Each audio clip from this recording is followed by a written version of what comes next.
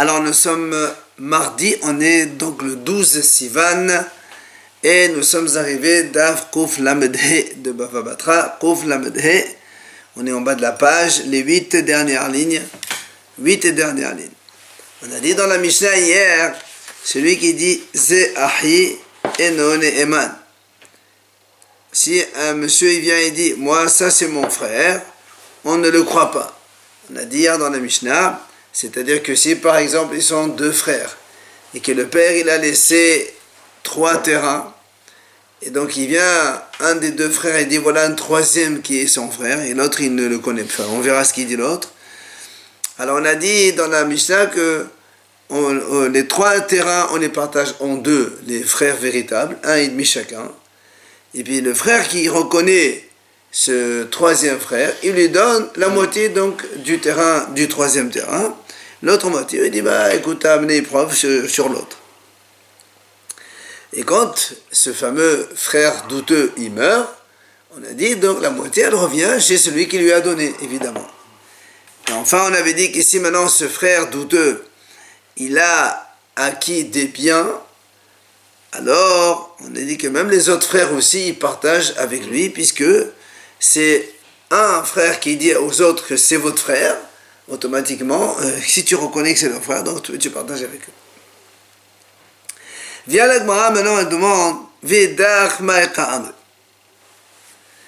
Quand le frère il dit ça c'est mon frère, qu'est-ce qu'il répond l'autre? Il dit quoi? Il dit non, c'est pas vrai. Alors attends. Iqam yahunahu.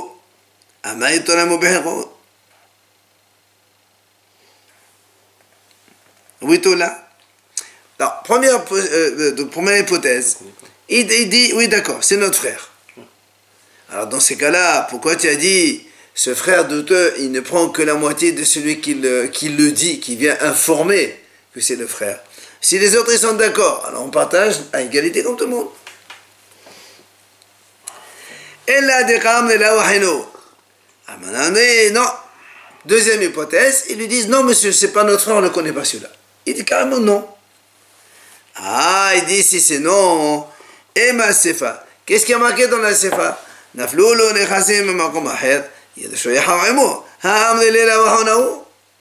Ah, donc pourquoi dans la sefa on a dit que si ce frère douteux, il acquiert des biens, et après il meurt, tous les frères partagent. Pourquoi ils partagent? C'est eux, ils disent non, c'est pas notre frère. Tu veux prendre l'argent de quelqu'un que tu connais pas, que c'est ton frère. Donc, s'ils disent oui, c'est un problème. S'ils disent non, c'est un problème. Alors, qu'est-ce qu'ils disent? C'est pour ça que moi, elle répond. La sricha, diqam, enano yodain. Là, moi, dit non. En fait, les autres, ils disent écoute, nous, on connaît pas. Pourquoi il prend quand même après? Toi, c'est toi qui as dit c'est notre frère, alors on partage. Moi, nous, on ne sait pas. Non, mais après, quand il lui vient des biens, justement, ce frère inconnu là. Justement, toi tu dis que c'est mon frère, alors tu partages avec moi. Moi je dis je ne sais pas. J'ai pas dit non, je ne sais pas. Alors je ne sais pas, on partage. Donc, un il dit c'est votre frère. L'autre il dit je ne sais pas. Donc on a dit il ne lui prend pas. Puisqu'on a dit, quand il partage le terrain, il ne donne que sa part à lui seul. Amalava, il vient là-bas, il dit, Zotomeret. Donc de cela, on déduit la chose suivante. Rappelez-vous, on a dit, Mahlok avec Rav Nachman et Rav Sheshat, je crois, si un homme il vient chez quelqu'un, lui dit, tu sais, tu me dois 100. L'autre lui dit, je ne sais pas. Est-ce qu'il paye ou est-ce qu'il ne paye pas? Là-bas, on a vu qu'il y a une mahloket. Et Rava dit, à partir de notre Mishnah ici, on déduit que c'est pas tout. Comme ici. Et lui dit, tu me dois 100. L'autre dit, moi je ne sais pas. Comme ici, par exemple, le frère douteux, il lui dit à un frère, tu me dois la moitié du terrain. Alors l'autre dit, moi je ne sais pas si tu es mon frère ou tu n'es pas mon frère. Et il ne lui donne pas. Donc pas tout. Donc c'est la même chose. Ça veut dire comme une mahlouk a été apporté un soutien de la Mishnah, donc ça veut dire que c'est important. Il vient Abaye, il repousse. Abaye Amar. Le'olam emalach hayav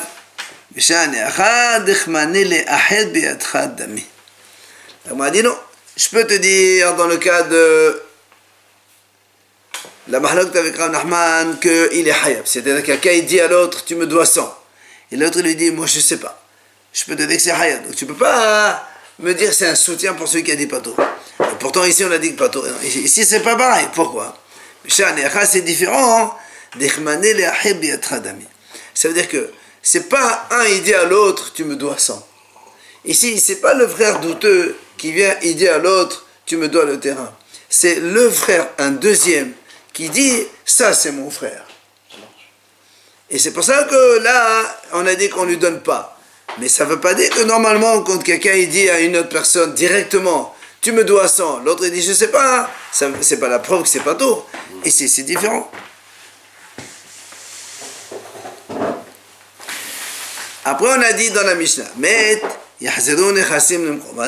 rappelez-vous on a dit donc si donc ce frère douteux il meurt, le frère qu'il a reconnu récupère le morceau de terrain qu'il lui a donné lui tout seul, puisque il n'y a que lui qui lui a donné.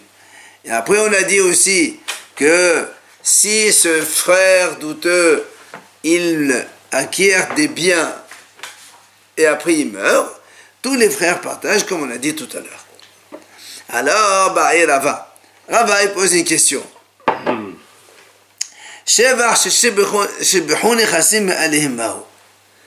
Alors il dit, nous on a parlé que si ce frère douteux il a hérité des biens, on a dit qu'après il est mort, qu'est-ce qu'on fait? On a dit on partage, très bien. Il dit maintenant imaginons que ce frère douteux n'a pas hérité des biens. On reprend l'exemple de notre Mishnah, deux frères qui sont sûrs, un frère qui est donc, un monsieur il dit c'est notre frère donc il est douteux. On avait 3 terrains, on a dit on partage en 2, 1,5 chacun. Et puis celui qui reconnaît que c'est son frère, il lui donne la moitié donc, du terrain, du 3e terrain. Alors imaginons que ce frère douteux, il a pris cette moitié de terrain. Il a travaillé, et et donc la terre, elle a produit. D'accord? Et après, alors justement, et après, le fameux, donc il est mort, qu'est-ce qu'on fait? Alors la m'a dit, la m'a dit, si c'est ce qu'on appelle c'est-à-dire s'il y a une récolte qui a poussé complètement et qui est prête à être donc cueillie ou moissonnée, là tu n'as pas besoin de poser une question, parce que c'est comme si nous on lui donne un terrain vide, et lui il a travaillé, maintenant il est mort, il y a un terrain plein, c'est comme si qu'il a eu un héritage de quelqu'un d'autre, d'accord, et on partage à tout le monde à égalité, comme on a dit tout à l'heure. La question alors c'est quoi? La question se pose, c'est lorsque tu as ce qu'on appelle une plus-value, mais c'est pas quelque chose qui a poussé, qui a moissonné, qui n'était pas et qui est redevenu maintenant. C'est quoi par exemple? Imaginons, il a arrêté des palmiers. Les palmiers ils étaient comme ça fins, et avec le temps ils grossissent. Donc alors, est-ce que cette plus-value, il la partage ou il la partage pas? Admettons que quand il a pris le terrain, il n'y avait pas des fruits. Enfin, il n'y avait pas les dattes. Et 10 ans plus tard, le monsieur il a déjà cueilli toutes les dattes. Il n'y a plus de dattes. On a un terrain avec des palmiers vides. Seulement, les palmiers qu'il a récupérés il y a 10 ans, ils faisaient maintenant un diamètre de 20 cm. Maintenant, ils font 25. Alors, c'est une plus-value, ça vaut plus cher. Est-ce que cette plus-value, on la partage, ou est-ce que c'est seul le frère qui lui a donné qui récupère? Ou encore, on m'a dit encore, il a pris un terrain. Et avec le temps, il y a eu donc du fumier qui s'est amassé dessus. Mais qu'est-ce que c'est? Et la Gemara donc ne répond pas, laisse terreau. On ne sait pas, est-ce que c'est seul le frère qui lui a donné, il le prend, ou est-ce qu'on doit partager à tous les frères? Matiti, nouvelle Mishnah. Mi shemet venemset dayatir kshora alirecho. La Mishnah nous enseigne la chose suivante. Si on voit un mort, un monsieur, un juge donc qui est mort, et on voit un parchemin attaché sur sa jambe, sur sa hanche, et ce qu'on appelle dayatir, c'est-à-dire c'est une sorte de testament Il a écrit avant de mourir, voilà, vous donnez telle chose à telle chose à telle chose, et donc il est mort. Comme il a vu apparemment que ça allait mal, donc il a écrit vite un truc comme ça, et il est mort. La Mishnah a dit, Hade zo ena klum. C'est rien du tout, ça. Pourquoi c'est rien du tout? Parce que nous, on a dit que même un mourant, quand il donne quelque chose, il faut qu'il la fasse acquérir à quelqu'un d'autre. Et là, il n'y a rien eu. Et ça, après la mort, ça vaut rien du tout. Le mourant, sa valeur, elle a d'importance quand il est encore vivant. Il dit, voilà, je donne, même, on a dit, même sans écrire, il y a 2 témoins, voilà, par la parole, il faut qu'il y ait 2 témoins. Et celui-là, il n'y avait pas de témoin, il n'y avait rien du tout, il n'y avait pas de parole, il a écrit. Donc, comme le fameux destinataire n'était pas là, il n'y avait personne qui était là, donc achetar comme ça, donc ça vaut rien. C'est quoi, c'est un testament ou c'est autre chose? Il a écrit un testament avant de mourir. C'est autre chose, un contrat de prêt ou quoi? Ça, on a vu que ça avait Et non, parce que si on a des témoins.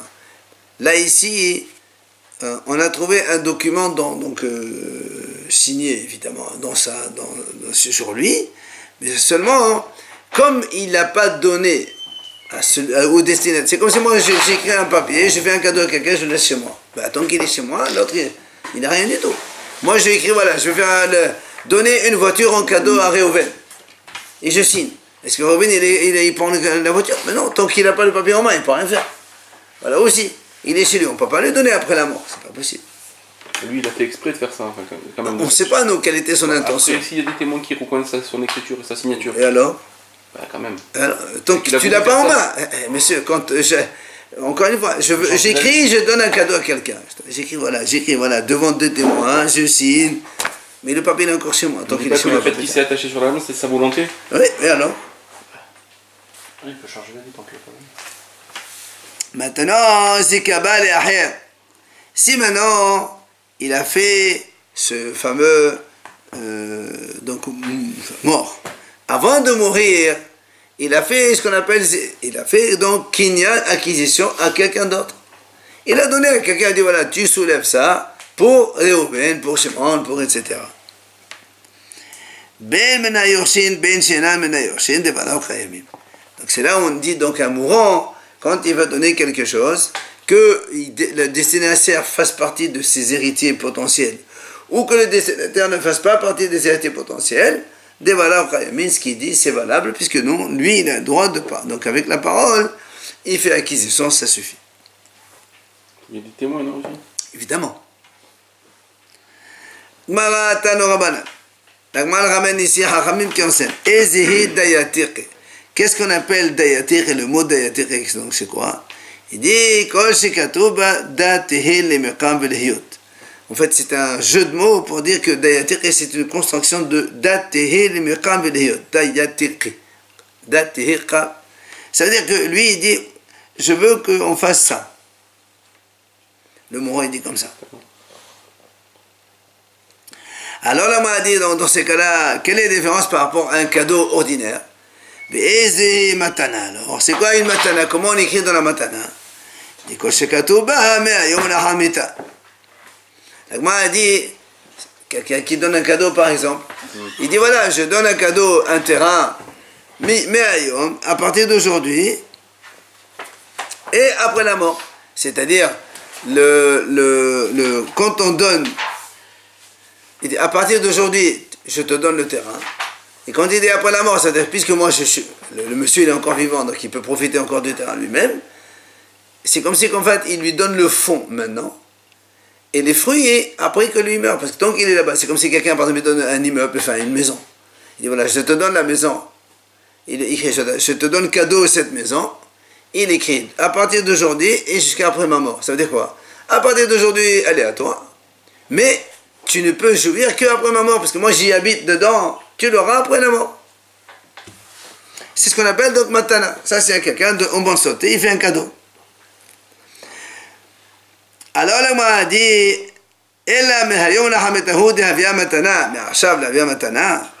on m'a dit quoi? S'il n'écrit pas comme cette phrase que tu viens de dire, à partir d'aujourd'hui jusqu'à après ma mort, il écrit tout simplement, je fais un cadeau maintenant. Alors c'est pas un cadeau, a fortiori. Si quelqu'un lui dit, voilà, je te donne ma maison en cadeau, maintenant. C'est sûr que c'est maintenant cadeau, qu'est-ce que tu veux? Il peut jouer tout de suite, il dit ça. Évidemment. Alors il répond, c'est pour ça que Rabbi Abaye répond, il dit, voilà comment il faut poser la question. Il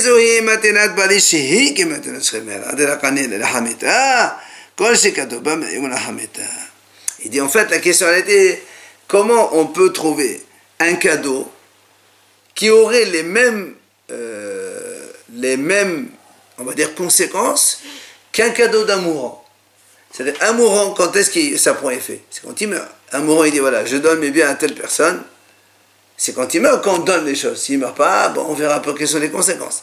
Alors, quel est le cas dans lequel, quand un monsieur en bonne santé, il donne un cadeau à quelqu'un, et on ne lui donne qu'après la mort du type? Alors, il dit, c'est lorsqu'il écrit, mais on a ramené un...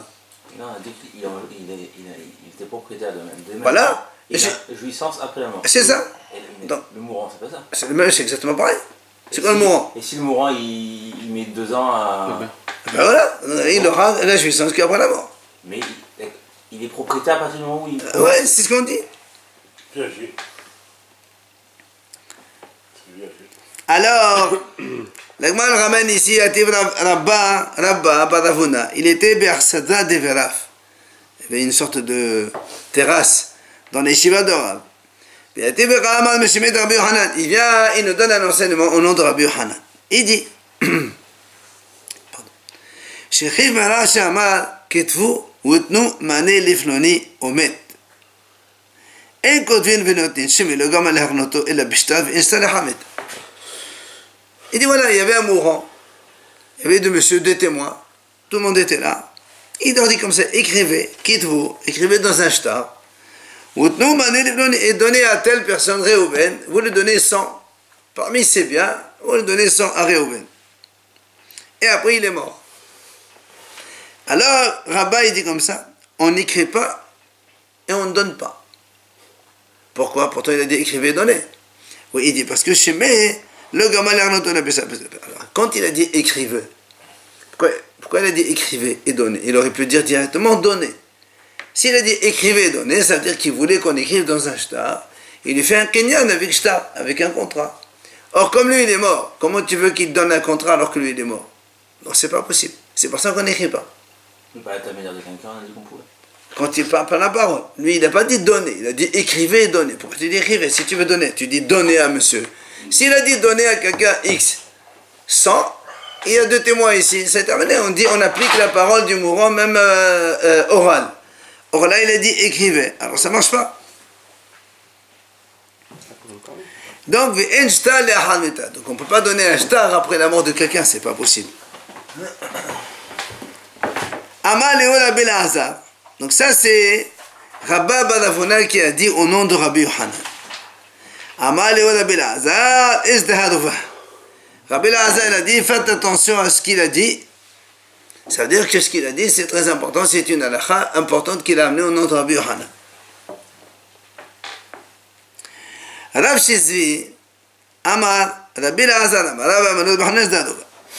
Rav Shizvi, il a inversé les auteurs, les rabbanim. Il a dit, c'est Rabbi Lazar qui a dit ça. Et c'est Rabbi Yohanan qui a dit, faites attention à ce qu'il a dit, c'est-à-dire c'est une halakha.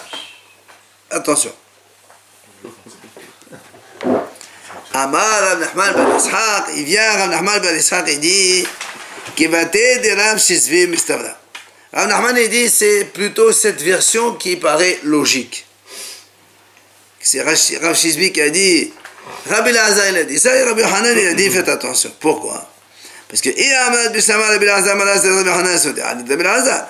Il a Rabbi Yohanan Rabbi Lazar se dit Rabbi Yohanan. Il dit parce que si on dit comme on vient de dire dans la deuxième version, que c'est Rabbi Lazar qui a donné cette halakha. Il est venu Rabbi Yohanan, il a dit faites attention à ce qu'il a dit, c'est très important, c'est une halakha importante. La Gemara dit et ça se conçoit. Pourquoi? Rabbi Lazar c'est l'élève, Rabbi Yohanan c'est le maître. Quand l'élève il dit quelque chose, après le maître il dit faites attention à ce qu'il a dit, c'est important, c'est vrai. Ça se comprend. Mais si on prend la première version, Rabbi Yohanan il dit quelque chose. Il dit à Rabbi Lazar, il dit faites attention à ce qu'il a dit, mon maître c'est important. Et tu ne peux pas dire sur ton maître c'est important. Qui tu es toi? Donc c'est plus logique la deuxième version, où c'est l'élève qui a donné la halakha, et le maître il est venu appuyer. Faites attention à ce qu'il a dit, c'est important. Mais oh, on dit encore une autre preuve que c'est ça. Tashema dit Rabbi Elazar Amara. J'ai une autre preuve que c'est Rabbi Elazar qui a dit ça. Ravin, il a envoyé au nom de Rabbi Abaou. Il a dit, Hevo Yodaim, sachez que que Rabbi Elazar, justement, c'est lui qui a envoyé cette halakha au nom de Rabbeinu, qui est notre Rav. Il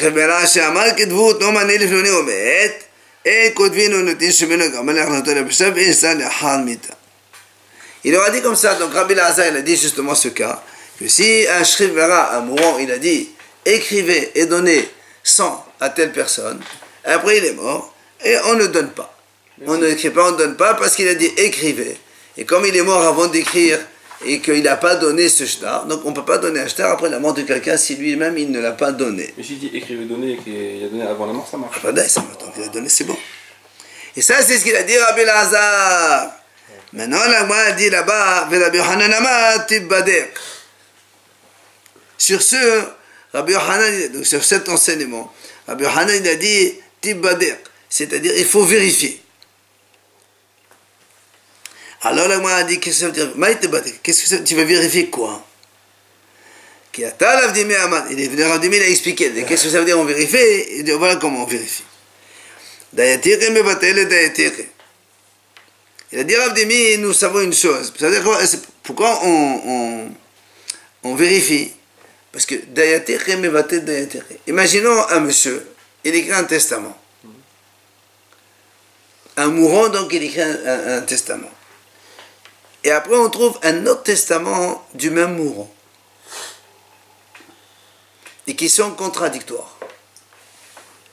Alors on dit, un testament postérieur, il annule un testament antérieur. C'est ce qu'il dit. C'est pour ça qu'il dit vérifier. Ça veut dire quoi vérifier? Comme ce mourant il a dit donner 100 à telle personne. Il faut vérifier, est-ce qu'il n'a pas dit, après ça, il n'y a pas eu un autre contrat qui annule le premier. Un testament qui annule le premier. Et il dit la deuxième chose, c'est quoi qu'on vérifie? C'est ça qui nous intéresse à nous. Il dit,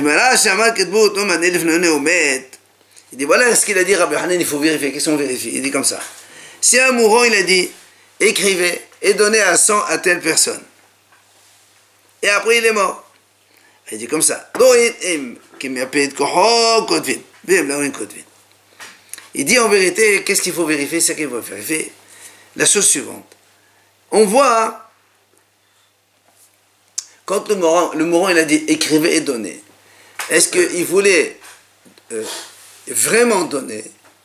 Mais quand il a dit faites un shtar, il voulait juste donner de la force à ce qu'il a dit. C'est-à-dire pour ne pas qu'il y ait après des gens qui puissent s'opposer ou critiquer cette chose-là.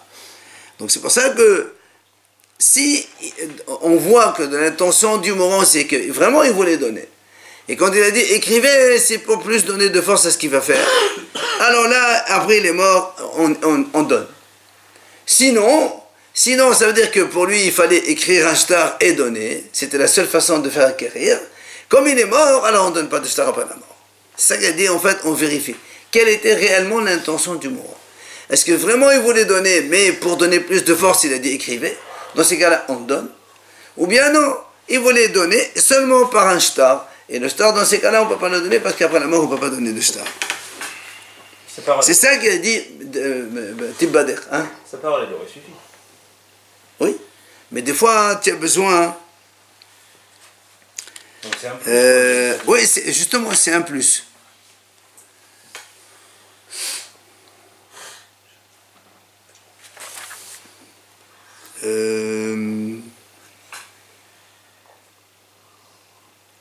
Parce que des fois quand on fait un shtar, l'autre, quand il a un shtar, on a une preuve formelle. C'est pas comme tu as deux témoins qui ont assisté, le mourant il a dit voilà il faut le donner tant. Après il vient quelqu'un il lui dit non c'est pas vrai c'est à moi, va chercher les témoins, va faire, c'est compliqué.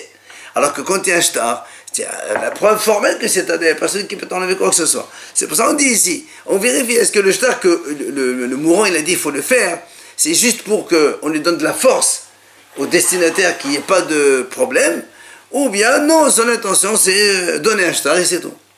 Et dans quel cas, on ne peut pas donner le shtar à Panama. Donc on irait contre la volonté du mourant alors. Non, c'est, Si on ne donne pas, c'est pas parce qu'il faut connaître quelle est la réelle volonté du mourant. Le mourant il a dit faites un shtar et donnez, il est mort, donc on ne peut pas donner. S'il a dit écrivez un shtar, il ne peut pas donner un shtar après la mort. Mais s'il a dit donnez, et après quand il a dit écrivez un shtar, c'est pour donner de la force à ce qu'il est en train de dire, là on donne. Mais il vient Rabbi Abba Bal Mamal, il objecte, il dit, nous on a vu, c'est marqué dans une braïta,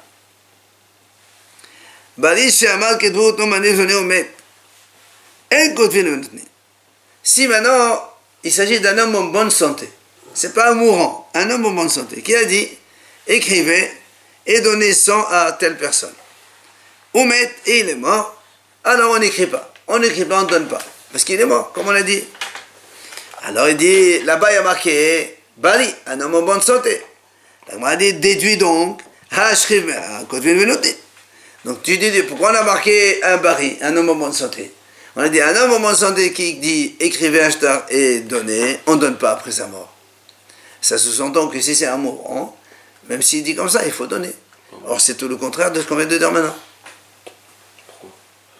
Parce que nous on vient de dire maintenant, si un mourant il dit, eh non, nous on vient de dire, un mourant qui dit écrivez et donnez, on ne donne pas. Et là dans la braïta est marqué, un monsieur en bonne santé qui dit écrivez et donnez, on ne donne pas. Pourquoi tu marques en bonne santé? Tu as qu'à dire à monsieur X et puis c'est terminé. Si on dit en bonne santé, ça veut dire que le mourant il a un autre statut. Sinon on n'aurait pas dit un homme en bonne santé. On aurait dit un homme qui dit. Alors si on te dit un homme en bonne santé, on ne donne pas. On déduit que s'il était mourant, il faut donner. Or c'est le contraire de ce qu'on vient de dire maintenant. Alors, justement, Rabbi Abba Mamal, c'est lui qui a posé la question, lui-même il répond à la question. Il dit comment? Il a dit, c'est ce qu'on a dit maintenant. C'est la différence entre un mourant qui écrit un shtar, soit pour donner de la force à celui qui va donner, soit il dit donner un shtar, comme on vient de répondre maintenant. C'est-à-dire, si le mourant il dit donner un shtar, donnez-lui 100 et écrivez un shtar, sous-entend, nous on comprend, c'est pour lui donner de la force. Dans ces cas-là, on écrit même après la mort, enfin, parce que lui il voulait donner de toute façon. Mais s'il ne dit pas ça, et on ne devine pas que ce qu'il veut, alors dans ces cas-là, on ne donne pas, il n'y a plus de contradiction. Alors bien là, moi, qu'est-ce qu'on appelle donner de la force à quelqu'un? Il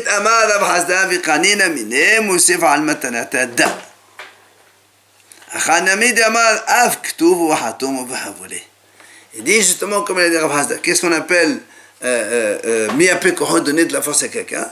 Il dit, quand on écrit dans le shtar, par exemple, on dit c'est-à-dire quand le plus, quand on écrit dans un shtar, le kinyan, on fait une acquisition supplémentaire par rapport à. C'est-à-dire, tu as une acquisition supplémentaire, ça veut dire que le shtar, il est en plus.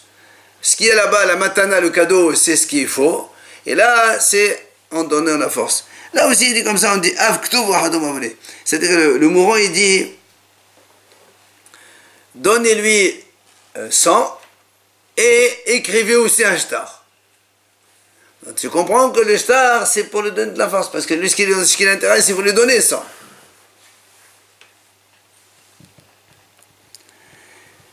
Itmar et l'Agma vient donc conclure. Justement, quand on a dit, selon ce qu'on vient de conclure dans l'Agmara, quand un mourant il dit écrivez et donnez, et si on sait que lui, il veut vraiment donner de la force à l'autre, après sa mort, on écrit, on donne. Donc la est comme ça, c'est-à-dire on a le droit d'écrire et de donner dans la mesure où on connaît l'intention du mourant qui voulait vraiment donner de la force à quelqu'un.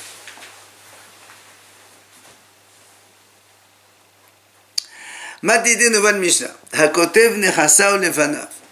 Si un homme, la Mishnah parle ici d'un homme qui est en bonne santé et qui veut donc partager ses biens à ses enfants.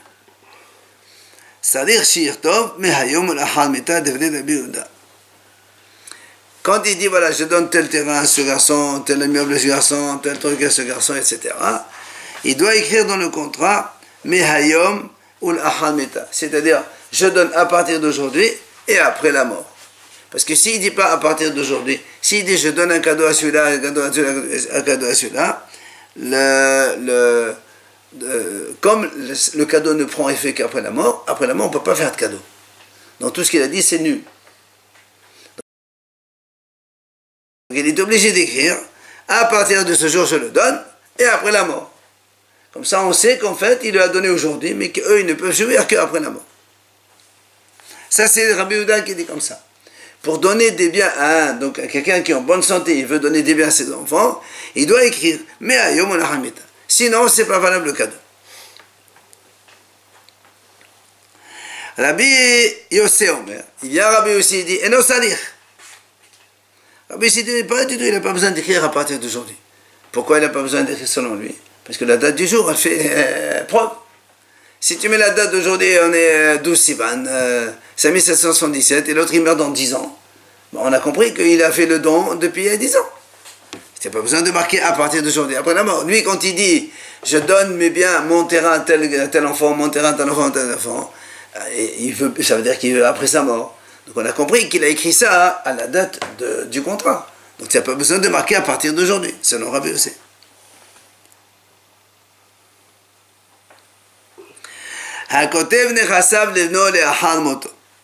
Bien maintenant la Mishnah nous dit ici un homme, il écrit ses biens à son fils, le Ahal Moto. Comme on a dit maintenant, il donne les biens à son fils après la mort.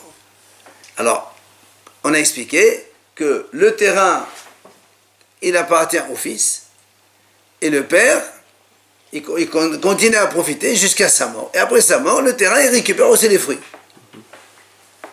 Alors, dans ces cas-là, Ha'av eno yachol limkor. Évidemment, est-ce que le père il peut vendre ce terrain? C'est pas possible. Il a déjà donné en cadeau à son fils. Mais Pédé, c'est Ektobe la bête. Parce qu'ils sont déjà donc donnés à l'enfant. Le fils aussi, il ne peut pas vendre. Pourquoi?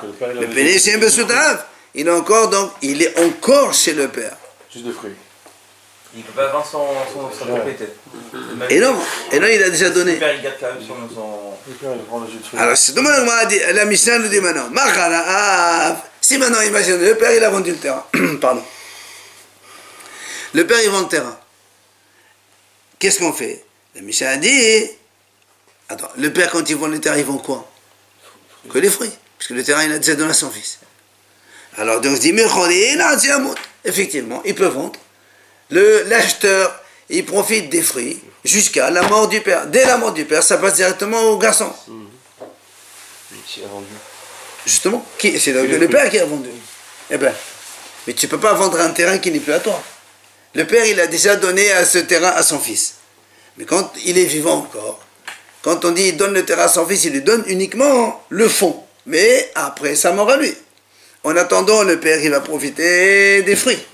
Maintenant, si moi je vends ce terrain, celui qui achète le terrain, il n'achète pas le terrain n'est pas vendable. Il n'achète que le profit qu'on a dans ce terrain. Donc le monsieur l'acheteur, il va prendre toute la récolte, toutes les années, jusqu'à la mort du père. À la mort du père, ça passe directement chez le fils. Maintenant, si maintenant c'est le fils qui a vendu, qu'est-ce qu'il vend le fils? Il vend que le terrain, il ne vend pas la production. Justement, l'acheteur, lui, il n'a rien acheté. Tant que le père n'est pas mort, il ne peut rien faire. Comment, pourquoi? Il peut acheter le terrain. Mais le terrain, c'est au père.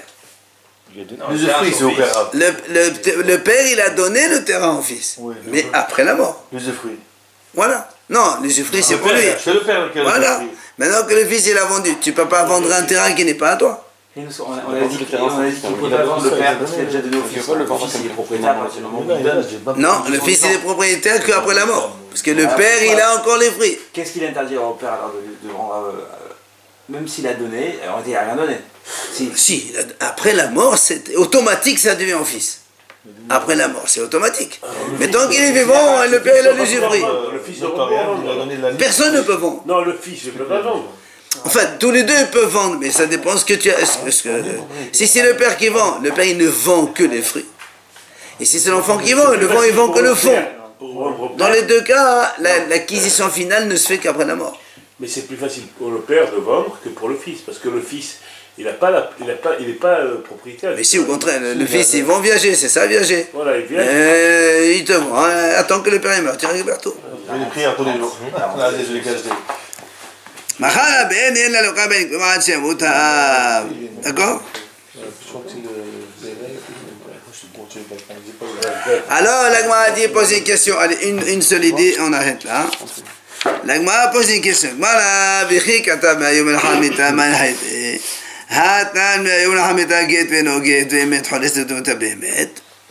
L'Agma dit comme ça.